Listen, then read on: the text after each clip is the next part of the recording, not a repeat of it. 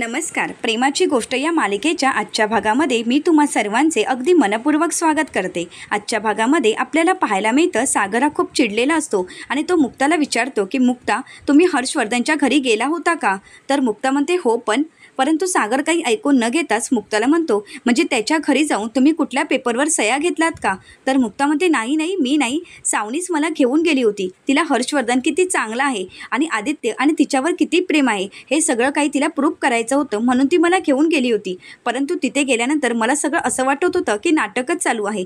मुक्ता ही सागरला म्हणते सागर.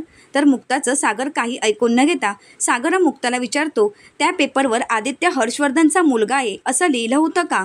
तर मुक्ता म्हणते नाही, अजिबात नाही, असं काही लिहिलं नव्हतं. मुक्ता ही सागरला म्हणते की त्या प्रॉपर्टीमध्ये असंच लिहिलं होतं की उद्या समजा सावनी आणि हर्षवर्धनचं भांडण झालं तर सावनीचा त्या प्रॉपर्टीमध्ये हिस्सा असणार आहे आणि आदित्य हर्षवर्धनची जी काही प्रॉपर्टी आहे त्याचे जे काही शेअर्स आहेत त्यामध्ये हर्षवर्धनच्या संपूर्ण प्रॉपर्टीचा नॉमिनी हा आदित्य असणार आहे असंच लिहिलं होतं. परंतु मला कळत नाही आहे की अशा पेपरवर हर्षवर्धनने सह्या कशा काय केल्या असतील. मला काहीतरी नक्कीच गडबड वाटत आहे. तो माणूस असा वागूच शकत नाही. त्या माणसाच्या मनात नक्कीच काहीतरी वेगळं चालू असणार. परंतु सागरला हर्षवर्धनच्या प्रॉपर्टीचा आदित्य नॉमिनी आहे हे ऐकल्यानंतर धक्का बसलेला असतो. सागर धक्क्यानेच खाली बसतो आणि म्हणू लागतो, आदित्य, माझा आदित्य आणि हर्षवर्धनच्या प्रॉपर्टीचा नॉमिनी, त्याला काय करावं काहीच कळत नसतं. तर सागरची ती अवस्था पाहून मुक्तालाही खूप वाईट वाटत असतं. तर त्यानंतर मुक्ताही सागरला सावरत म्हणू लागते, सागर, तुम्ही काळजी करू नका. आदित्य हा तुमच्याजवळच राहणार आहे. तो तुमच्यापासून कधीही दूर जाणार नाही आणि त्याला तुमच्यापासून कोणीही दूर घेऊन जाऊ शकत नाही. आदित्य तुम्हाला पप्पा म्हणत आहे ना, मग विषय संपला. तुम्ही एवढा विचार नका करू सागर. परंतु सागर मुक्ताला म्हणतो, परंतु मला एका प्रश्नाचं उत्तर द्या. तुम्हाला त्या हर्षवर्धनच्या घरी जायची गरजच का होती? तुम्हाला सांगितलं होतं ना की हर्षवर्धनपासून लांब राहायचं. हर्षवर्धन किती नीच माणूस आहे हे तुम्हाला मी प्रत्येक वेळी सांगत आलो आहे. परंतु तुम्हाला काही ऐकायचंच नाही आहे का? ती सावनी म्हणाली म्हणून तुम्ही त्या हर्षवर्धनच्या घरी गेलात. अहो, तुम्हाला जर चांगुलपणाचा एवढाच अटॅक आला असेल ना तर तुम्ही एक काम करा, सोशल वर्क करा ना. सोशल कामं करू शकता. तुम्हाला जर वाटत असेल तर तुमच्या क्लिनिकमध्ये फ्री ट्रीटमेंटही द्या. परंतु त्या सावनीच्या सांगण्यावरून किंवा हर्षवर्धनसाठी किंवा सावनीसाठी कुठल्याही प्रकारची मदत करू नका किंवा मदत करण्यासाठी त्या हर्षवर्धनच्या घरी जायची काही गरज नाही.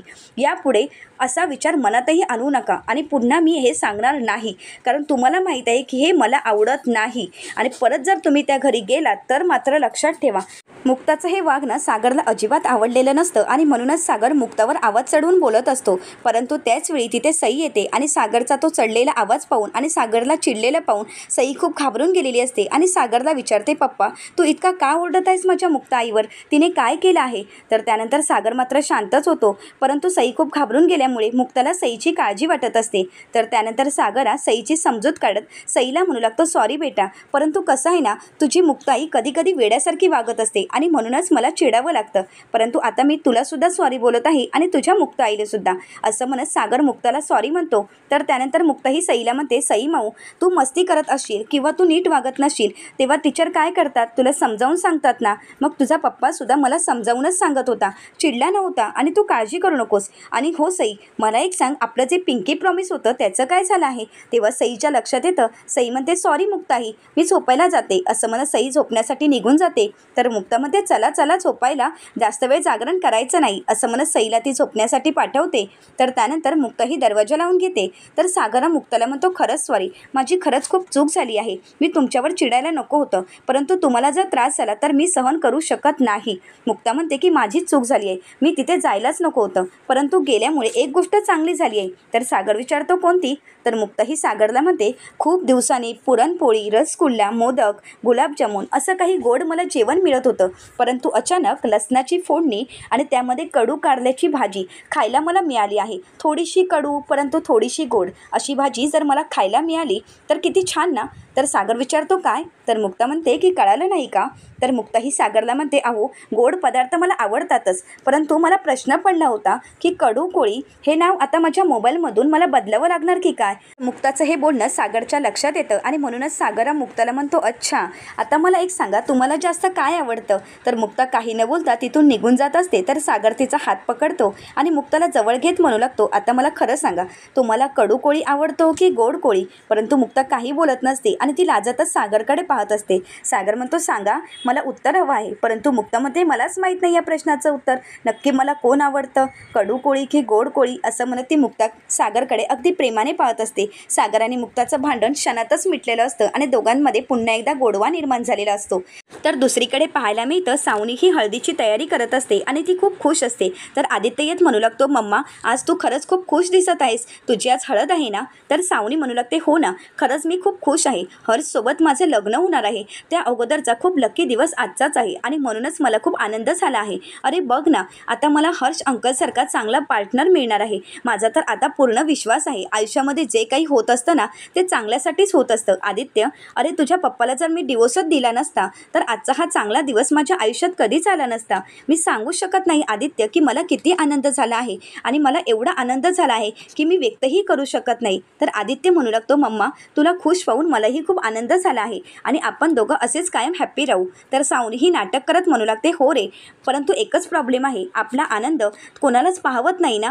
ती मुक्ताला तर आपण आनंदात असलेलो कधीच पाहवत नसतं आणि म्हणूनच ती सतत आपल्यामध्ये प्रॉब्लेम निर्माण करण्याचा प्रयत्न करत असते. आदित्यला मुक्ताचा खूप राग येत असतो. तर सावनी ही आदित्यला म्हणू लागते, आदित्य बाळा, एक गोष्ट लक्षात ठेव, आयुष्यात अशा प्रॉब्लेमवर मात करत आपण पुढे जायचं आहे. तर आदित्य सावनीला विचारतो, मम्मा, ती मुक्ता तुला परत काही बोलली आहे का? तर सावनी नाटक करत म्हणू लागते, बोलली म्हणजे तिने आपल्यावर अविश्वास दाखवला आहे, हर्षवर्धनवर अविश्वास दाखवला आहे. तिला असं वाटत आहे की हर्ष तुला कधीच मुलगा मानणार नाही आणि हर्ष माझ्यासोबत कधीच लग्न करणार नाही आणि म्हणूनच मी तिला हर्षवर्धनच्या घरी घेऊन गेले होते आणि तिथे गेल्यानंतर हर्षवर्धनने अशा पेपरवर सह्या केल्या आहेत ना की आपण कधीही रस्त्यावर येणार नाही, आपल्यावर रस्त्यावर यायची वेळही येणार नाही आणि कोणासमोर हात पसरायची गरजही लागणार नाही. हर्षवर्धनने अशा पेपरवर सह्या केल्या आहेत की त्याने आपल्यावरचं प्रेम व्यक्त करून दाखवलं आहे. तुझं आणि माझं हर्षवर्धनसोबतचं नातं जे काही आहे ते त्याने सिद्ध करून दाखवलं आहे. त्याचं तुझ्यावर आणि माझ्यावर किती प्रेम आहे हे सिद्ध केलं आहे आणि आता पुन्हा एकदा मुक्ता खोटी ठरली आहे.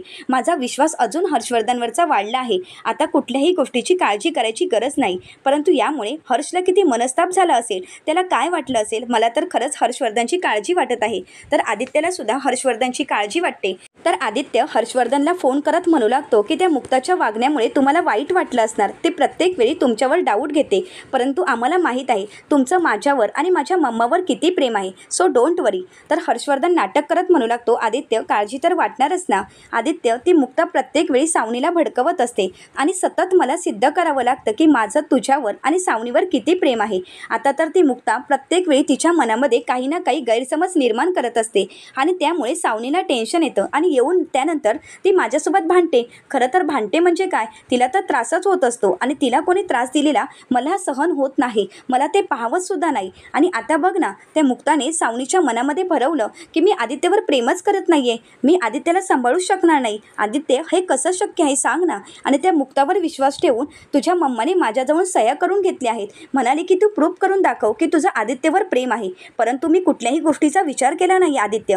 मी आनंदाने त्या पेपरवर सह्या केल्या कारण मला तू महत्त्वाचा आहेस, मला प्रॉपर्टीपेक्षा तुम्ही महत्त्वाचे आहात. हर्षवर्धन नाटक करत आदित्यला म्हणतो, माझ्या आयुष्यात माझी फॅमिली दुसरी कोणीच नाही आहे, माझी फॅमिली म्हणून फक्त तुम्ही आहात, मला दुसरं कोणीच नाही आहे. आणि आदित्य, मला एक गोष्ट सांग, मी तुला एक्सेप्ट केलं, सागर करेल का?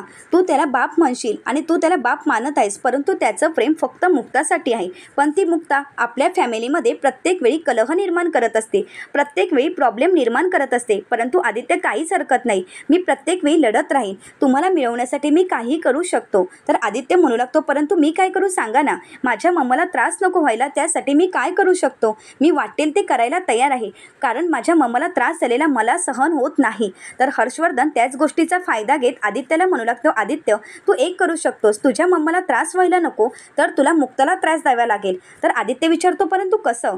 तर हर्षवर्धन आदित्यला म्हणतो, असं अचानक मला काही सुचणार नाही, परंतु जर तू स्वतःला हट करून घेतलंस आणि हे सगळं काही मुक्तामुळे झालं आहे असं जर तू दाखवू शकलास तर आदित्यला ते पटत असतं. तर हर्षवर्धन म्हणू लागतो, एकदा जर मुक्ता आपल्या आयुष्यातून गेली तर आपल्याला कुठल्याही प्रकारचा त्रास होणार नाही. परंतु आदित्य, हे तुला जमेल का? तर आदित्य म्हणू लागतो की मी माझ्या मम्मासाठी काहीही करायला तयार आहे. हे ऐकून हर्षवर्धन खूप खुश होतो आणि आदित्यला म्हणू लागतो, आदित्य, मला खूप महत्त्वाचं काम आहे, मी फोन ठेवू का? असं म्हणत तो आदित्यचा फोन ठेवतो आणि आदित्य हर्षवर्धनच्या बोलण्याचा विचार करू लागतो.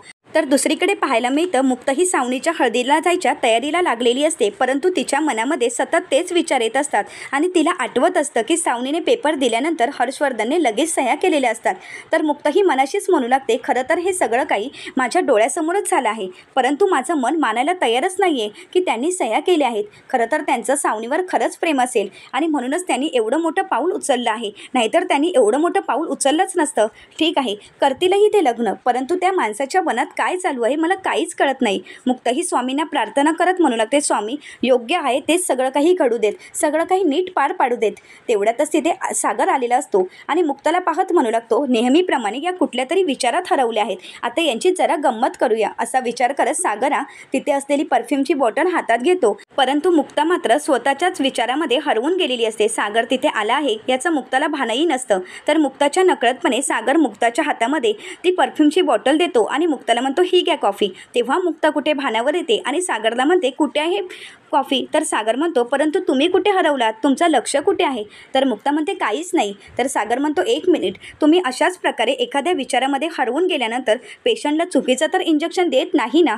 तर मुक्ताही सागरला म्हणते, गप्प बसा हा सागर, मी असं काहीही करत नाही. तर मुक्ताही सागरला म्हणते, परंतु तुमच्यासारखा मिश्किल पेशंट आला तर मात्र मला असं करावं लागतं आणि एवढं मोठं इंजेक्शन द्यावं लागतं. तर सागर म्हणतो, बाप रे, मी तुमचा नवरा म्हणूनच आहे तेच ठीक आहे, पेशंट म्हणून यायची वेळ माझ्यावर कधीच येऊ नये. सागरा मुक्ताची मस्करी करत म्हणू लागतो, देवा हे सर्वदा शेवटपर्यंत असेच साबूत ठेव, यांचा पेशंट म्हणून जायची वेळ माझ्यावर कधीच आणू नको.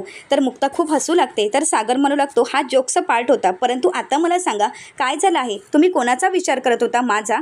तर मुक्ता ही सागरकडे पाहून हसू लागते. तर मुक्ता म्हणू लागते, सागर परंतु मी जे काही बोलणार आहे ते तुम्हाला आवडणार नाही. सागर विचारतो, काय झालं आहे? तर मुक्ता म्हणू लागते की सावनीच्या हळदीला आपल्याला जावं लागणार आहे. तर सागर म्हणतो, कशासाठी? आपलं काही देणं घेणं नाही, आपला संबंध नाही, असं म्हणत सागर कुर्ता बाजूला फेकतो आणि तिथून निघून जात असतो. मुक्ता ही सागरचा हात पकडत म्हणू लागते, ऐका ना सागर, मेहंदी झाली, ती पार्टी वगैरे सगळं काही झालं आहे, आता फक्त हळदच बाकी आहे ना? आणि त्याच निमित्ताने आपल्याला आदित्य भेटणार आहे, आदित्यसोबत तुम्हाला वेळ घालवण्यासाठी मिळणार आहे आणि आपल्याला तेच मिळणं खूप गरजेचं आहे. लग्न झाल्यानंतर सावनी इथून निघून जाणार आहे. मुक्ता ही सागरला म्हणते, सागर उद्या मिहीर आणि मिहिकाचं लग्न होणार आहे, आपली इच्छा नसली तरी पुन्हा एकदा आपल्याला सावनीसोबत नातं जुळवून घ्यावं लागणारच आहे ना? आपल्याला वाटलं म्हणून आपण हे नातं तोडू तर शकत नाही ना, आपल्याला ही नाती निभवावी लागणार आहेत. तर सागरा चिडून मुक्ताला म्हणतो की मला कळत नाही की तुम्ही वेडे आहात की मी तुमचं ऐकत आहे म्हणून मी वेडा आहे. तर मुक्ता ही सागरवर हसू लागते आणि सागरला म्हणू लागते, सागर हे सगळं काही मी फक्त आदित्यसाठी करत आहे. तर दुसरीकडे पाहायला मिळतं हर्षवर्धन सत्यमला फोन करत म्हणू लागतो, काय सांगू सत्यम तुला, आज रात्री खरंच खूप मज्जा येणार आहे मला. तेवढ्यातच तिथे कोणीतरी येत असतं, म्हणून हर्षवर्धन सत्यमला म्हणतो, थांब मी तुला नंतर कॉल करतो, असं म्हणत त्याचा फोन ठेवतो. परंतु त्याच वेळी तिथे मिहिका आलेली असते. मिहिका हर्षवर्धनला म्हणते, हे काय जिजू, तुम्ही अजूनही तयार झाला नाही आहात का? अहो तुमची उष्टी हळद घेऊन मला सावनीकडे जायचं आहे. तर हर्षवर्धन नाटक करत म्हणू लागतो की हळदीच्या प्रोग्रामसाठी फॅमिली मेंबर्स हवे असतात, परंतु माझं तर इथे कोणीच नाही आहे. तर मिहिका म्हणते की असं कसं, मी आहे ना? तर हर्षवर्धन विचारतो, तू आणि तू एकटीच आली आहेस का, म्हणजे तुझे टीम मेंबर वगैरे नाही आले आहेत का? तर मिहिका म्हणू लागते, नाही टीम मेंबर आले नाही आहेत, परंतु मिहीर आला आहे आणि तो गाडीतच थांबला आहे, चला तुम्ही लवकर तयार होऊन घ्या कारण मला हळद घेऊन जायचं आहे. तर हर्षवर्धन तयार होण्यासाठी निघून जातो. तर त्यानंतर मिहिका ही हर्षवर्धनची वाट पाहत असते. हर्षवर्धन हळदीसाठी तयार होऊन येतो आणि त्यानंतर मिहिका ही हर्षवर्धनला हळद लावते. हर्षवर्धन हा मिहिकाकडे वाईट नजरेने पाहत असतो. हर्षवर्धन मिहिकाला विचारतो की तुझी मुक्ताताई माझा रागराग का करते? तर मिहिका हर्षवर्धनला म्हणते की माझी मुक्ताताई तशीच आहे, परंतु आपण आता काय करणार ना? तर मिहिकाला हर्षवर्धन विचारतो, तू कशी आहेस? तर मिहिका मात्र शांतच होते. तर त्यानंतर मिहिका म्हणू लागते, मी लहान आहे परंतु मी मुक्ताताईपेक्षा नक्की स्मार्ट आहे, एवढं मात्र नक्की. मी माझ्या माणसांना चांगलंच ओळखते आणि माझ्या माणसांच्या बाबतीत मी चांगलाच विचार करत असते. तर हर्षवर्धन विचारतो, म्हणजे तू माझ्या बाबतीमध्ये तुझी ताई विचार करते तसं करत नाही आहेस ना? तर मिहिका म्हणू लागते, नाही अजिबात नाही, तुम्ही सावनीताईंची खूप काळजी घेता हे मला कळालं आहे आणि आदित्यची सुद्धा खूप काळजी घेतात आणि त्यामुळे मला खात्री आहे की हे सगळं काही नीट पार पडणार आहे आणि मी तुम्हाला चांगलंच नक्की ओळखलं आहे. हर्षवर्धन खूप खुश होतो आणि म्हणू लागतो, तुमच्याबरोबर आणि सावनीताईंसोबत नातं जोडण्यासाठी मला खरंच खूप मज्जा येत आहे. मिहिका हर्षवर्धनला खुश होत माझ्यासोबत म्हणू लागते, खरंच मी खूप एक्सायटेड आहे की तुमच्यासोबत नातं जोडण्यासाठी. ताईने तिचं कुटुंब ज्याप्रमाणे सांभाळून ठेवलं आहे, ज्याप्रमाणे ती तिचं कुटुंब सांभाळत आहे, काळजी घेत आहे, त्याचप्रमाणे मलासुद्धा माझं कुटुंब सांभाळायचं आहे. माझ्या कुटुंबातील प्रत्येकाची मला काळजी घ्यायची आहे. मेघा खूप खुश असते तर हर्षवर्धन मनाशीच म्हणू लागतो, आणि मी तुला मिळवून राहणारच. काही झालं तरी मी तुला मिळवून राहणारच, कोणत्याही परिस्थितीत मिळवणारच, असं म्हणत हर्षवर्धन मिहिकाकडे पाहत असतो. परंतु मिहिका ही चांगली स्वप्न रंगवत असते. तर दुसरीकडे पाहायला मिळतं सावनीच्या हळदीची तयारी सुरू असते. तर त्यानंतर तिथे सर्वजण सावनीच्या मैत्रिणी आलेल्या असतात आणि सावनीसोबत खूप सेल्फी काढत असतात. तर इकडे माधवीताई सागरला विचारतात की सागरराव, तुम्हाला चहा वगैरे हवा आहे का? तर सागर म्हणू लागतो, खरं तर माझा मूडच नाही आहे इथे येण्याचा, परंतु यावं तर लागणारच ना. तेवढ्यातच तिथे मुक्ता येते आणि मुक्ता विचारू लागते, आई अगं मिहिका कुठे आहे? तर माधवीताई म्हणू लागतात, मिहिका हर्षवर्धनच्या घरी गेली आहे उष्टी हळद आणण्यासाठी. तर मुक्ता म्हणू लागते की आज पण एकटीच गेली आहे का? तर माधवीताई विचारतात, एकटीच गेली आहे म्हणजे मिहीर गेला आहे तिच्यासोबत, परंतु तू असं का म्हणालीस की आज पण एकटी गेली आहे? तर मुक्ता ही विषय सावरत आईला म्हणू लागते, आई अगं काही नाही, कामानिमित्त नेहमी ती सारखी जात असते ना, आणि म्हणूनच मी म्हणाले की ती एकटी गेली आहे. तर माधवीताई म्हणू लागतात, नवीन जॉब पण अशा घरी मिळाला आहे की विचित्र योगायोग म्हणावा. तेवढ्यातच सागरला फोन आलेला असतो. तर माधवीताई विचारतात, मिहिकाचा आहे का? तर सागर म्हणू लागतो की नाही. तर त्यानंतर सागर फोनवर बोलण्यासाठी निघून जातो. तर मुक्ताची आई मुक्ताला म्हणते, मुक्ता अगं मला गुदमरल्यासारखं होत आहे. तर मुक्ता ही आईला म्हणते, आई अगं शांत हो, आणि मुक्ता विचार करू लागते. तर पुढील भागामध्ये आपल्याला पाहायला मिळतं आदित्यने स्वतःचा हात भाजून घेतलेला असतो आणि म्हणू लागतो, आई ग मम्मा, अगं मुक्ताने माझ्या हातावर गरम पाणी ओतलं आहे आणि मला खूप त्रास होत आहे. तर इकडे मुक्ता ही सावनीला हळद लावत असते. त्याचवेळी तिथे पोलीस आलेले असतात आणि म्हणू लागतात, मुक्ता कोळी. तर मुक्ता विचारते, काय झालं इन्स्पेक्टर साहेब?